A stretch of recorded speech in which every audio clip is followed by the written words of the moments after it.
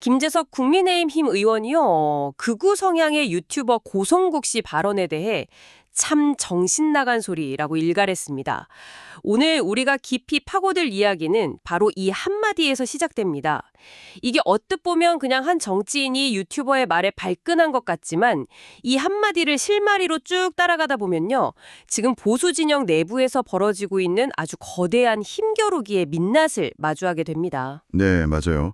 이게 단순히 표면적인 말다툼이 아니고요. 국민의힘이라는 정당의 주도권을 과연 누가 쥘 것인가, 그리고 앞으로 어떤 방향으로 갈 것인가를 둘러싼 노선 투쟁이 수면 위로 딱 드러난 아주 상징적인 사건이라고 볼 수 있죠. 바로 그겁니다. 그래서 오늘 저희의 목표는 이 정신 나간 소리라는 발언에서부터 시작해서요. 당내 권력 지형의 변화, 그리고 외부 인플루언서들이 정치에 미치는 영향까지 이걸 한번 입체적으로 조립해보는 겁니다. 아마 오늘 이야기를 따라오시면 흩어져 있던 퍼즐 조각들이 탁 맞춰지는 그런 순간을 경험하게 되실 거예요. 자, 그럼 퍼즐의 첫 조각부터 한번 맞춰보죠. 사건의 발단이 된 유튜버 고성국 씨. 이분이 어떤 인물인지부터 짚고 넘어가야 할 것 같아요. 구독자가 133만 명이라고 하는데 이건 뭐 웬만한 언론사 채널보다 훨씬 큰 규모잖아요. 그렇죠. 특히 보수 강성 지지층 사이에서는 거의 여론 형성의 중심축 역할을 하는 인물 중 한 명입니다. 그가 하는 말 한마디가 당원들의 여론에 직접적인 영향을 줄 수 있는 그런 위치에 있는 거죠. 그런데 그런 그가 자신의 채널에서 한동훈은 끝났다, 다음은 오세훈을 몰아내야 한다, 이렇게 주장한 겁니다. 이야, 이건 정말 작정하고 던진 발언이네요. 한동훈 전 대표는 총선 패배 이후에도 여전히 당내에서 가장 강력한 팬덤을 가진 잠룡이고 오세훈 시장은 대한민국 수도 서울의 현직 시장이자 당의 가장 중요한 자산 중 한 명이잖아요. 맞습니다. 근데 이 둘을 모두 쳐내자. 이건 비유하자면 팀의 4원 타자랑 에이스 투수를 둘 다 그냥 내보내자는 얘기 아닌가요? 정확한 비유입니다. 사실상 당의 얼굴마담 격인 인물들을 모두 부정하고 판을 완전히 새로 짜자는 선언이나 다름없어요. 보통 선거에서 이기려면 외연을 확장해서 중도층 지지를 얻어야 한다고들 하는데 그 일반적인 전략과는 완전히 정반대의 방향을 가리키고 있는 거죠. 바로 그 지점에서 김재섭 의원이 등판한 거군요. 참 정신 나간 소리라면서요. 그런데 김 의원의 비판이 그냥 감정적인 대응이 아니라 아주 구체적인 논리를 가지고 있더라고요. 네네. 그렇게 다 잘라내고 누구랑 선거 치를 겁니까? 이 질문이 핵심인 것 같아요. 맞습니다. 지금은 한 명이라도 더 우리 편으로 끌어들여야 할 때인데 왜 자꾸 우리 편을 쳐내서 세력을 위축시키냐는 거죠. 아주 현실적인 문제제기입니다. 이념적인 순수성만 따지다가 결국 선거에서 계속 지면 그게 무슨 소용이 있냐는 그런 위기감이 담겨 있는 겁니다. 그런데 여기서 김 의원이 한 단계 더 나아가요. 이 주장의 배후를 지목하거든요. 네. 바로 윤어게인, 즉 윤석열 대통령의 강성 지지층이 이 흐름을 만들고 있다고 보는 거죠. 이건 고선국이라는 한 유튜버 개인의 의견이 아니라 당내 특정 세력의 의도가 담긴 조직적인 여론전이다. 이런 선전포고처럼 들려요. 굉장히 중요한 지점입니다. 김 의원은 이걸 개인의 일탈로 보지 않고 하나의 세력이 벌이는 정치적 행위로 규정하고 있는 거예요. 윤어게인 세력이랑 손잡고 그렇게 부정선거 외쳐가면서 무슨 선거를 치릅니까? 이런 발언을 하거든요. 아, 그렇게까지 말했군요. 네, 고성국 씨의 주장은 특정 이념에 경도된 소수 강경파의 목소리로 딱 프레임을 만들고 그들과는 함께 갈 수 없다, 이렇게 명확히 선을 긋는 효과를 낳는 거죠. 심지어 그들의 행동 동기까지 아주 신랄하게 분석을 하더라고요. 결국 돈벌이다. 맞아요. 정치라는 제품을 팔아서 돈벌이를 하는 사람들이 당을 망치고 있다. 이건 좀 다른 차원의 이야기 같아요. 단순히 정치적 견해 차이를 넘어서는 정치 유튜버라는 새로운 현상의 본질에 대한 문제제기잖아요. 그렇죠. 정치적 신념이나 당의 미래에 대한 고민보다는 얼마나 더 자극적인 발언으로 슈퍼챗과 구독자를 늘릴 수 있는가. 이 비즈니스 모델이 당의 건강성을 해치고 있다는 아주 날선 비판입니다. 김 의원의 시각에서 보면 이들은 당의 승리를 위해 조언하는 서포터가 아니라 당의 갈등을 먹고 사는 기생체에 가깝다, 이런 인식이 깔려 있는 거죠. 그런 분들에겐 공개적인 자리에서 밥도 주면 안 된다는 말까지 한 걸 보면 이건 단순한 비판을 넘어 거의 절연 선언에 가깝네요.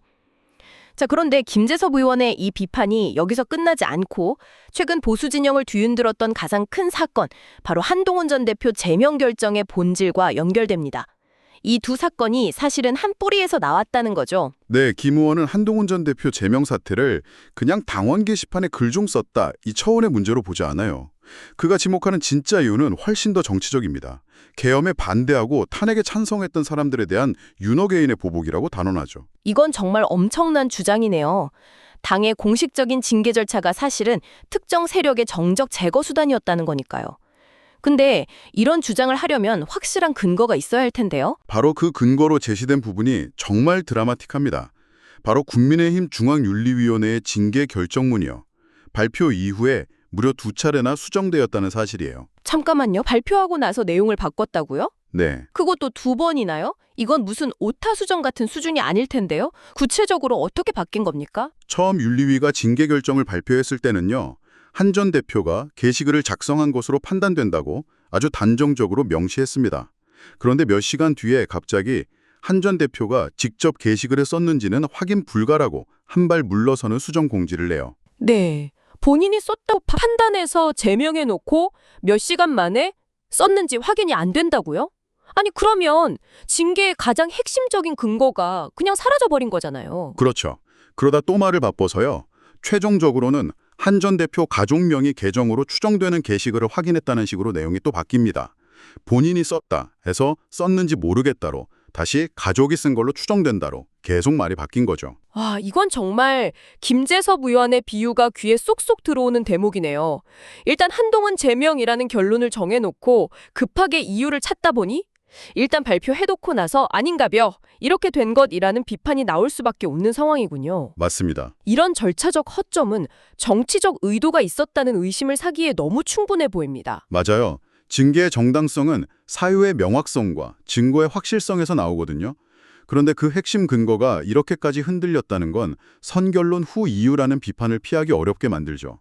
이 과정 자체가 김재섭 의원의 주장, 즉 이것이 정상적인 징계가 아니라 보복이었다는 주장에 힘을 실어주는 결과가 된 겁니다. 여기서 김 의원은 과거 이준석 전 대표 징계 사례까지 끌어옵니다. 당시에도 당 윤리위가 무리한 징계를 내렸다고 비판하면서 지금의 윤리위는 권력을 잡은 사람들의 홍위병, 정적을 제거하는 칼이 되어버렸다고 표현했어요. 홍위병이라니 정말 강도 높은 비판이네요. 당의 기관과 도덕적 기준을 세워야 할 기구가 특정 파벌의 정치적 목적을 달성하는 도구로 전락했다는 인식을 아주 명확하게 보여주는 발언이죠. 한번 생각해 보세요. 전직 당대표와 유력 대권주자였던 또 다른 전직 대표를 연달아 최고 수위의 징계인 제명으로 몰아붙이는 상황 자체가 한국 정당사에서 전례를 찾기 힘든 일이거든요. 당내 민주주의가 심각하게 훼손되고 있다는 위기감의 표현으로 볼 수밖에 없어요. 자, 정리를 좀 해보면요. 한 유튜버의 발언이 당내 노선 투쟁을 촉발했고 그 배경에는 한동훈 전 대표 제명이라는 거대한 사건이 깔려 있다는 건데요. 그런데 이야기는 여기서 정말 예상치 못한 방향으로 흘러갑니다. 네. 이 모든 논란을 촉발한 장본인 유튜버 고성국 씨가 최근에 국민의힘에 직접 입당을 했어요. 외부에서 당에 대해 논평하고 영향력을 행사하던 인물이 이제 아예 당의 공식적인 구성원이 되겠다고 나선 거죠. 뭐랄까 비판자에서 행위자로의 신분 전환이라고 할 수 있습니다. 그런데 입당하는 방식이 정말 흥미로워요. 그냥 조용히 온라인으로 입당 원서를 낸 게 아니더라고요. 아, 그렇죠. 김재원 최고위원에게 직접 입당 원서를 전달하는 장면을 자기 유튜브 채널에 그대로 생중계를 했습니다.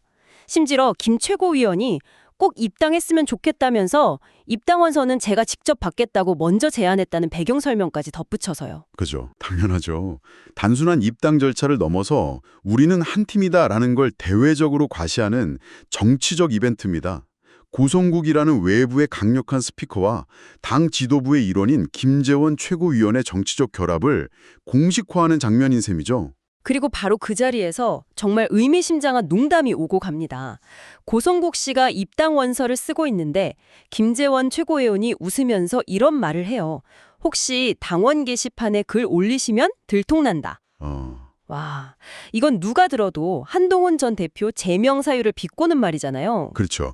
농담의 형식을 빌렸지만 그 안에 담긴 정치적 메시지는 아주 날카롭고 명확합니다. 이건 고성국 씨에게 하는 말이 아니라 한동훈 전 대표와 그의 지지자들, 그리고 이 상황을 지켜보는 모든 사람에게 보내는 메시지예요. 어떤 메시지라고 해석할 수 있을까요? 여러 겹의 의미가 있겠지만 가장 핵심적인 건 우리가 이제 이 당의 중심이고 우리가 룰을 정한다는 과시입니다.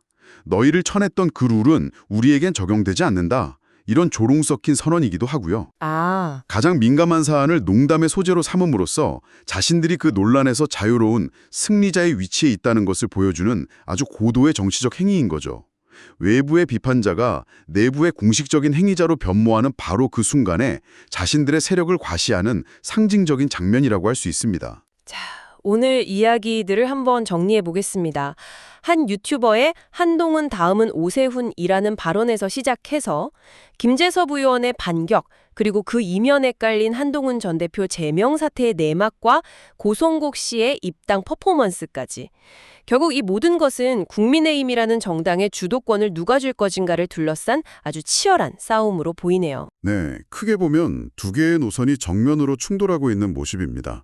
한쪽은 김재섭 의원이 대변하는 것처럼 이념보다는 현실을 보고 어떻게든 외연을 확장해서 선거에서 이겨야 한다는 실용주의 노선이고요. 네. 다른 한쪽은 고성국 씨나 윤 어게인 세력이 보여주는 것처럼 이념적 순수성을 지키고 당의 정체성을 강화해야 한다는 강경 노선이죠. 특히 오늘 이야기에서 흥미로웠던 지점은요. 과거에는 언론인이나 평론가들이 당 밖에서 정치에 영향을 미쳤다면 이제는 유튜브라는 플랫폼을 기반으로 한 인플루언서들이 직접 당 안으로 들어와서 플레이어가 되려고 한다는 점이에요. 맞습니다. 단순히 여론에 영향을 미치는 수준을 넘어서 당내 특정 세력과 직접 결합해서 입당이라는 형식을 통해 공식적인 정치 행위자가 되는 현상이죠. 이건 앞으로 한국 정치 지형에 아주 중요한 변수가 될 겁니다.